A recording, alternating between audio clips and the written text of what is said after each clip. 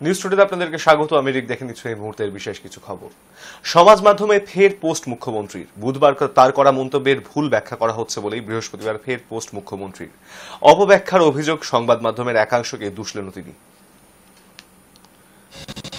28 August তৃণমূলের ছাত্র পরিষদের প্রতিষ্ঠা দিবসের অনুষ্ঠান মঞ্চ থেকে আরজি কর নিয়ে সরব হয়েছিলেন মুখ্যমন্ত্রী মমতা বন্দ্যোপাধ্যায়। আন্দোলনরত জুনিয়র চিকিৎসকদের কাজে ফেরার আর্জি জানিয়েছিলেন। বলেছিলেন, জুনিয়র ডাক্তারদের প্রতি আমার সমর্থন আছে, ওরা বন্ধুর জন্য আন্দোলন করছে, কিন্তু এবার কাজে যোগদান করুন। সুপ্রিম কোর্ট রাজ্যগুলিকে বিশেষ ক্ষমতা দিয়েছে ব্যবস্থা নেওয়ার জন্য, কিন্তু আমি আপনাদের বিরুদ্ধে কোনো ব্যবস্থা নেব না। আমরা পদক্ষেপ করলে আপনাদের কেরিয়ার নষ্ট হয়ে যাবে, পাসপোর্ট ভিসা পেতে সমস্যা হবে। মুখ্যমন্ত্রীর করা এই মন্তব্যকে ঘিরেই বিতর্কের দানা বাঁধল। আজকেও জুনিয়র ডাক্তারদের মিছিল আছে, আমি চাই তারা ভালো করে করুক। আমার সমর্থন তাদের প্রতি ছিল, আছে, থাকবে। তারা অনেক পরিষেবা দেয়। সাথে সাথে আমি বলবো, আপনারা তো মানবিক, আপনারা তো অঙ্গীকারবদ্ধ মানুষকে সেবা দেবার জন্য। সুপ্রিম কোর্টও রিকোয়েস্ট করেছে সবাইকে কাজে যোগ দেবার জন্য। অনেক মানুষ পরিষেবা না পেয়ে মারা গেছে। এরা গরিব লোক, যারা বড় লোক, কোটিপতি, অনেক টাকা আছে, তারা প্রাইভেট হাসপাতাল ট্রিটমেন্ট করতে পারে, কিন্তু যারা গরিব লোক তারা পারে না। কোথায় যাবে বলুন তো? একটা প্রেগনেন্ট লেডির যদি বাচ্চা জন্মাবার সময় হয়, ডাক্তাররাই তো তার ডেলিভারিটা করে, সে কি ওয়েট করতে পারে? তার তো একটা সময় থাকে। একটা হার্ট অপারেশন যদি কারো হার্ট অ্যাটাক হয়, সঙ্গে সঙ্গে ব্যবস্থা নিতে হয়। এই ধরনের অনেক রোগ আছে যা আপনারা করেন, সিনিয়র ডাক্তাররা সাথে থাকে, জুনিয়র ডাক্তাররা করেন। এর থেকে আপনারা ট্রেনিংটাও পান, ট্রেনিংটাও হয়ে যাক। আমি আপনাদের কথা দিচ্ছি, আমি আজকে মিটিং করছি, আজ পর্যন্ত বলছি, আমরা কোনো ব্যবস্থা নিইনি। আপনারা আন্দোলন করেছেন, আমি কোনো ব্যবস্থা আপনাদের বিরুদ্ধে নেব না। কারণ আমি যেহেতু মনে করি আপনাদের দুঃখ থাকতে পারে, অভিমান থাকতে পারে, ক্ষোভ থাকতে পারে, আপনারা বিচার চাইছেন, কিন্তু এবার আস্তে আস্তে জয়েন করুন, এবার আস্তে আস্তে যোগদান করুন। তা নাহলে সুপ্রিম কোর্ট কিন্তু সেদিন বলেছিলেন, এরপর থেকে স্টেট গভর্নমেন্টকে পাওয়ার দেওয়া হলো টু টেক অ্যাকশন। আমি অ্যাকশন নিতে চাই না, তার কারণ আমি চাই ওরা ভালো করে পড়াশুনো করুক। আমি যদি কারোর বিরুদ্ধে এফআইআর করি, তার ভবিষ্যৎটা নষ্ট হয়ে যাবে, সে আর কোথাও চান্স পাবে না, পাসপোর্ট পাবে না, ভিসা পাবে না। আমি যদি কারোর বিরুদ্ধে লিগালি অ্যাকশন নিই, সে বিচার পাবে না, সে মনে রাখবেন তার জীবনটা পুরো নষ্ট হয়ে যাবে।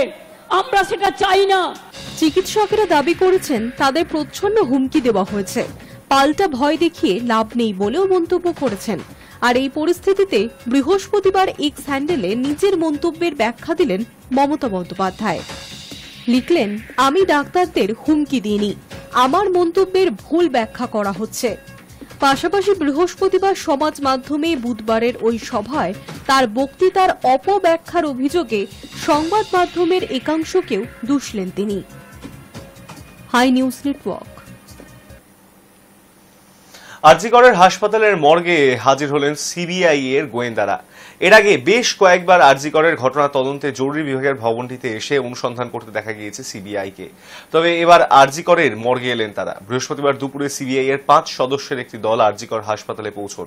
সেখান থেকেই যান মৃতদেহ সংরক্ষণ বিভাগে এবং সেখানেই তাদের নানা বিষয় তথ্য সংগ্রহ করতে ওই বিভাগের কর্মীদের সঙ্গে কথা বলতে দেখা গিয়েছে। বৃহস্পতিবার সকালে যখন সিজিও কমপ্লেক্সে জেরা করা হচ্ছে আরজি কর মেডিকেল কলেজ এবং হাসপাতালের প্রাক্তন অধ্যক্ষ সন্দীপ ঘোষকে, ঠিক তখনই সিবিআই এর ওই দলটি পৌঁছায় আরজি করের মর্গে। সিবিআই সূত্রে খবর, আরজি করের আর্থিক দুর্নীতি সংক্রান্ত মামলা তদন্তের সূত্রেই মর্গে গিয়েছেন গোয়েন্দারা।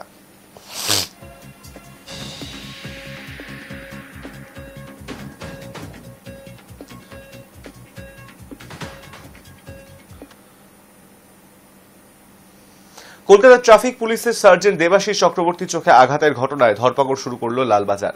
দুজনকে গ্রেপ্তার করা হয়েছে ইতিমধ্যেই। কলকাতা ট্রাফিক পুলিশের সার্জেন্ট দেবাশিস চক্রবর্তীর চোখে আঘাতের ঘটনায় ধরপাকড় শুরু করল লালবাজার। গত 27 আগস্ট পশ্চিমবঙ্গ ছাত্র সমাজের ডাকা নবান্ন অভিযানে গিয়ে চোখে ইটের আঘাত পান এই সার্জেন্ট। তার বাজুকে দৃষ্টি হারানোর সম্ভাবনাও তৈরি হয়েছে, আর সেই ঘটনায় দুজনকে গ্রেফতার করা হয়েছে। তাদের মধ্যে একজন মহিলা।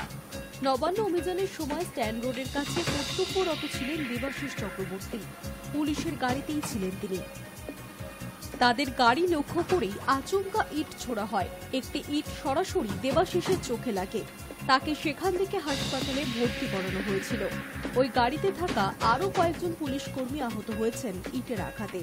এই ঘটনায় ময়দান থানায় একটি অভিযোগ দায়ের করা হয়েছিল। তার ভিত্তিতেই বৃহস্পতিবার দুজনকে গ্রেফতার করেছে পুলিশ। লালবাজার সূত্রে খবর, ধৃত মহিলার নাম রিঙ্কু সিং। তিনি মহেশতলার বাসিন্দা। এছাড়াও সুব্রত দাস নামের আরও এক যুবককে গ্রেফতার করা হয়েছে। দুজনকেই পুলিশ গত 2 দিন ধরে খুঁজছিল। ওই এলাকায় ক্যামেরায় যাদের দেখা গিয়েছে তাদের মধ্যে এই দুজন ছিলেন। তাদের হামলাকারী হিসেবে চিহ্নিত করে সমাজ মাধ্যমে ছবি পোস্ট করেছিল কলকাতা পুলিশ। সাধারণ মানুষের কাছে ওই হামলাকারীদের সন্ধান চাওয়া হয়েছিল। ঘটনার 2 দিনের মাথায় তাদের গ্রেফতার করা হলো।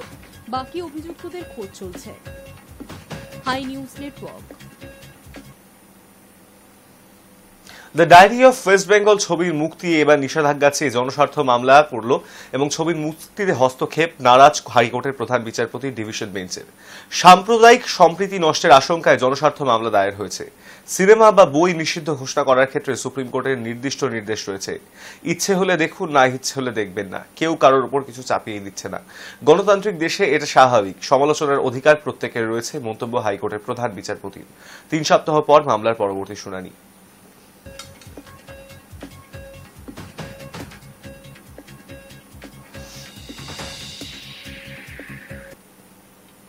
খোলা জায়গায় জলমগ্ন রাস্তায় ঘুরে বেড়াচ্ছে কুমির। কারো মুখে মরা জীবজন্তু, তো কেউ খাবারের খোঁজে হন্যে হয়ে এদিক ওদিক ঘুরে বেড়াচ্ছে। গুজরাটের বড়োদায় সেই ছবির সামনে একটি কুমিরকে উদ্ধার করেছে বন দপ্তরের কর্মীরা।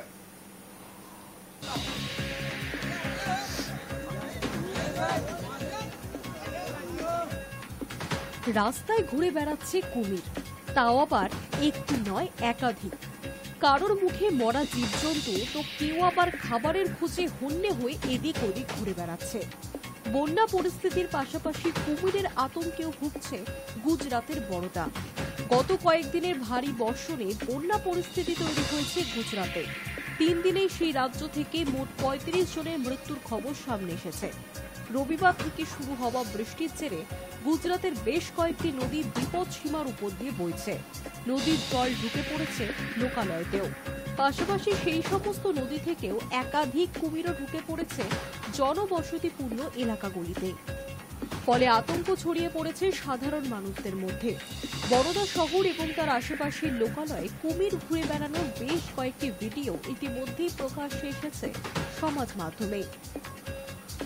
সেখানে কোথাও দেখা যাচ্ছে মুখে মরা জীবজন্তু নিয়ে যাচ্ছে কুমির, কোথাও আবার একটি কুমির ভেসে যাওয়া একটি নিচু বাড়ির ছাদে উঠে পড়েছে।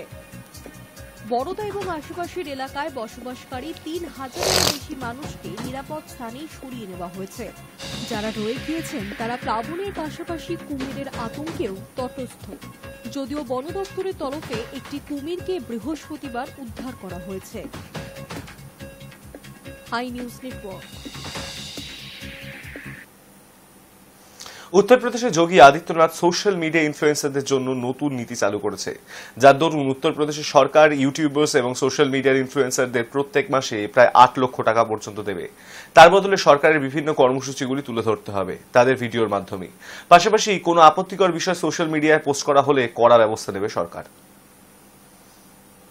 এবার থেকে চাইলেই যা কিছু পোস্ট করা যাবে না সোশ্যাল মিডিয়ায়। ফলস্বরূপ হতে পারে যাবজ্জীবন।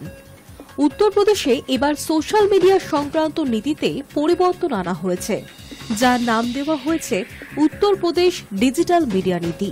ইউটিউবার্স এবং অন্যান্য সোশ্যাল মিডিয়ার ইনফ্লুয়েন্সারদের মাসে 8 লাখ টাকা অবধি দেবে সরকার। তার বদলে সরকারের বিভিন্ন কর্মসূচিগুলি তুলে ধরতে হবে। উত্তরপ্রদেশ ডিজিটাল মিডিয়া পলিসি 2024 তৈরি করেছে রাজ্যের তথ্য মন্ত্রক, যা মঙ্গলবার রাজ্যের মন্ত্রিসভায় অনুমোদনও পেয়েছে। সরকারি বিবৃতি অনুসারে কোনো আপত্তিকর এবং অবমাননাকর বিষয় সোশ্যাল মিডিয়ায় পোস্ট করা হলে অথবা ডিজিটাল মিডিয়ার অপব্যবহার করা হলে সেই ব্যক্তি বা সংস্থার বিরুদ্ধে ফৌজদারি মানহানির অভিযোগ আনা হতে পারে। এই ধরনের পোস্টের জন্য 3 বছর থেকে যাবজ্জীবন কারাদণ্ড পর্যন্ত হতে পারে। উত্তরপ্রদেশের সরকার যোগী আদিত্যনাথের নতুন এই নীতি ফেসবুক, ইনস্টাগ্রাম, এক্স এবং ইউটিউবে কার্যকর হবে বলে জানানো হয়েছে। নতুন নীতি অনুসারে সোশ্যাল মিডিয়ায় দেশ বিরোধী কোনো পোস্ট করা হলে তার বিরুদ্ধে কড়া শাস্তিমূলক ব্যবস্থা নেওয়া হবে, যার মধ্যে থাকছে আর্থিক জরিমানা, কারাবাস সহ একাধিক শাস্তি। এর আগে ইনফরমেশন টেকনোলজি অ্যাক্টের 66E এবং 66A ধারা অনুসারে এই সব অভিযোগের বিচার হতো। উত্তরপ্রদেশ সরকারের পক্ষ থেকে একটি ডিজিটাল এজেন্সি ভি ফর্ম তালিকাভুক্ত করা হয়েছে, যা সরকারের বিভিন্ন বিজ্ঞাপন পরিচালনা করবে। এছাড়াও ভিডিও, টুইট, পোস্ট এবং রিল প্রদর্শনের জন্য এই এজেন্সি দায়ী থাকবে। এর পাশাপাশি সোশ্যাল মিডিয়া ইনফ্লুয়েন্সারদের জন্য বিভিন্ন সোশ্যাল মিডিয়া অপারেটরদের কত টাকা দেওয়া হবে তাও নির্দিষ্ট করে জানানো হয়েছে। এক্স হ্যান্ডেল, ফেসবুক, ইনস্টাগ্রামের জন্য মাসিক সর্বাধিক 5 লাখ, 4 লাখ এবং 3 লাখ টাকা দেওয়া হবে।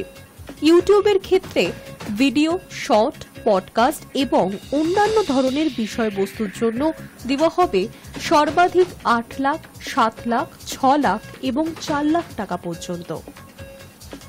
High News network.